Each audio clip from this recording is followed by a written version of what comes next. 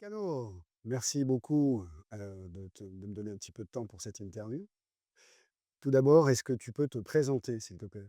Buongiorno, je m'appelle Maïkano Pale, c'est mon nom entier. Et donc, quelle est ton activité ici au Botswana? Ouais, je suis guide pro. Je fais tout ce qui est, guidage en voiture, guidage à pied, en bateau, tout ça. J'accompagne, les invités, mes invités, nos invités, aux 4 coins de Botswana, soit en safari mobile, à pied, safari sur mesure, lodge à lodge et cetera. Alors, est-ce que tu peux me parler un petit peu de ton parcours? Parce que je sais que tu n'as pas commencé comme guide professionnel. Donc j'ai commencé chez Okavan Expedition, il y a, 7-8 ans, en tant qu'administrateur et vite j'avance un petit peu pour faire, réservation, travailler beaucoup avec des communautés autour de nous. J'ai géré le projet de, écotourisme. Et puis, bah, finalement, oui, je suis ici, je suis devenu, guide professionnel. Mécano, est-ce que tu peux m'en dire un petit peu plus lors de ton parcours? Je sais que tu as travaillé sur un projet spécifique qui te tient à cœur. Oui, j'en ai fait, plusieurs, mais le plus important, c'est, mon participation sur le projet de, Ecoplace. Donc, on est le seul opérateur aujourd'hui dans le pays qui respecte plutôt l'environnement auquel on travaille. Donc, avec ce projet-là, on a pu éliminer plus ou moins 1 500 bouteilles en plastique, par exemple. On a financé pas mal de projets, qui réalisent à planter les arbres, par exemple. On travaille avec des équipes, de sport, football, netball. On a adopté des écoles primaires, bah, voilà. Qu'est-ce qu'il en est, par exemple, au niveau du tri des déchets? Qu'est-ce qu'il en est peut-être aussi au niveau des véhicules? Est-ce que ça a un impact, sur toute cette opération, d'Okavango Expeditions? Oui, beaucoup. Déjà avec, heu notre équipe de gestion, ils ont une très grande camion. Et dans cette camion, on a installé une tri un cage à fait pour le déchet, où ils vont séparer tout ce qui est canettes, plastique, de papier et cetera pour recyclage. Alors, mais Camus, je sais aussi que tu as passé toutes les différentes certifications, tu as, tous les différents niveaux de certification, mais tu viens d'obtenir une nouvelle certification. Est-ce que tu peux m'en parler?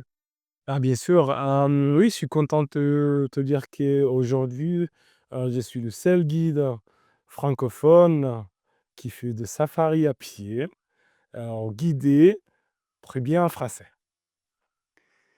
Est-ce que tu peux me donner quelques précisions sur, cette expérience? Comment elle est différente, de ce qui peut se proposer dans le monde du tourisme ici? Ah plutôt, on parle de safari à pied? Safari à pied, bien sûr. Donc, oui, à safari à pied, tout, ce qu'on ne peut pas, apprécier mieux, tout ce qu'on ne peut pas voir tant qu'on est en voiture, c'est plutôt facile à réaliser quand on est à pied. Il y a pas de bruit de moteur, par exemple. On sent qu'il y a de contact plutôt convivial avec les animaux sauvages. Alors, parle-nous un petit peu, de ce qu'est le safari mobile. Comment tu pourrais le décrire? Safari mobile, c'est plutôt une expérience, à vivre déjà, comme on est beaucoup connecté. Il y a des liens forts entre la nature et les invités.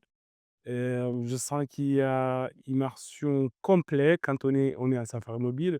Le fait que, on est dans le camping, ouverte, c'est pas clôturé. Du coup, il y a pas séparation quoi, entre la nature, mmh et plutôt les animaux. Très bien. Je crois savoir que le safari que tu guides s'appelle le safari authentique.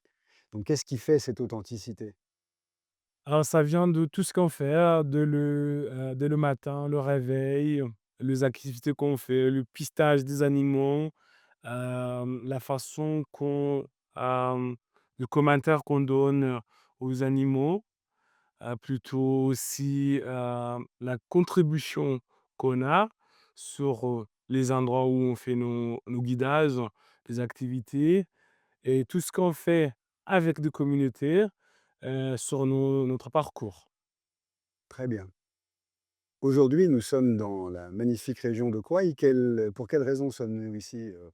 Donc on est ici pour le balade à Mokoro, et ça prend lieu sur le canal de Mboudi qui fait partie du delta. Donc on fait ça l'après-midi et quand il y a beaucoup d'animaux, surtout les éléphants qui viennent de boire un petit peu des antilopes aquatiques, plein des oiseaux aquatiques, dans cet lieu-là. C'est très riche, paysage extraordinaire, pas mal de l'ambiance aussi, quoi. Très belle lumière comme tu vois derrière moi, c'est extra. Le Botswana est un pays extrêmement riche en termes d'écosystème. Quel est, au sein de tous les parcs que l'on a au Botswana, quel est ton endroit préféré? Hem, je préfère le parc national de Tchobé, comme c'est beaucoup plus varié en paysage. Il y a une partie désertique de Mababé, la dépression surtout, où on voit une partie du delta qui jette l'eau, ça s'étale, ça finit. Donc c'est Marcajo, moitié, désertique, une partie, une très belle région de Savouti, où il y a pas mal de collines, de sable blanc qui est authentique. La rivière, Savouti, le canal, la fameuse rivière de Savouti qui a séché il y a quelques années. Donc tout ça, c'est la variété, c'est qui oui, c'est quelque chose qui me plaît beaucoup, quoi. Quelles recommandations ferais-tu à un jeune Botswanais qui souhaiterait rentrer, dans ce monde du tourisme par le biais d'un métier de guide? Quel message aurais-tu à lui donner? Tout d'abord, il faut être passionné, donc si tu es pas passionné, c'est quelque chose qu'on peut pas faire.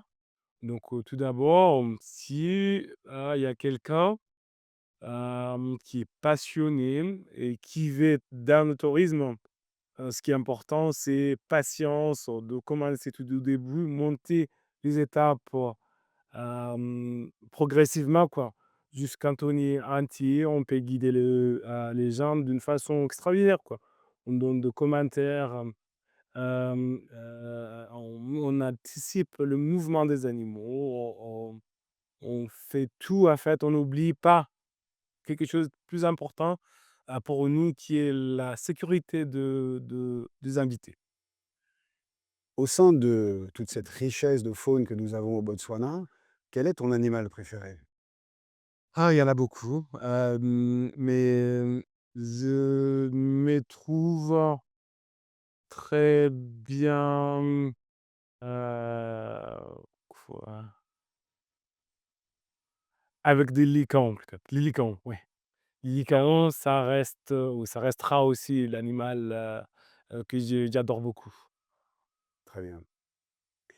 Quel message pourrais-tu donner, à des étrangers, particulièrement des Français qui voudraient découvrir le Botswana?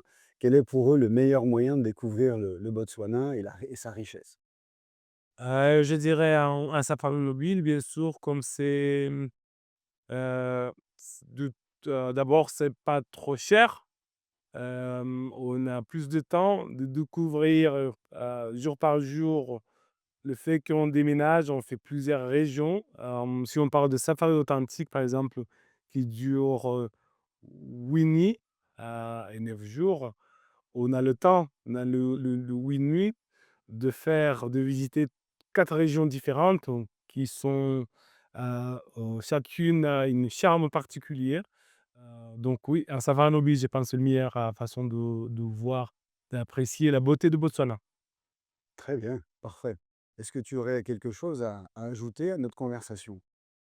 Pas grand-chose, c'est juste de dire aux gens qui ont l'intention de venir voir le Botswana, de pas trop hésiter. On est très stable, situation politique, il y a, de produits imbattables au niveau de variétés, mmh et de variétés de paysages et cetera. Du coup, on reste la meilleure destination de safari aujourd'hui dans le continent. Aujourd'hui, cela fait combien d'années que tu guides? Ça fait, 7 ans, 7 ans. Est-ce que tu aurais, une histoire particulière à nous raconter dans ton expérience de guide? J'en ai beaucoup des anecdotes, des histoires à partager, mais il faut mieux venir, quand on est autour de feu, c'est le moment de partager toutes ces histoires avec vous. Donc j'ai hâte de vous voir, de vous accueillir, de partager la recherche de pays avec vous. Parfait.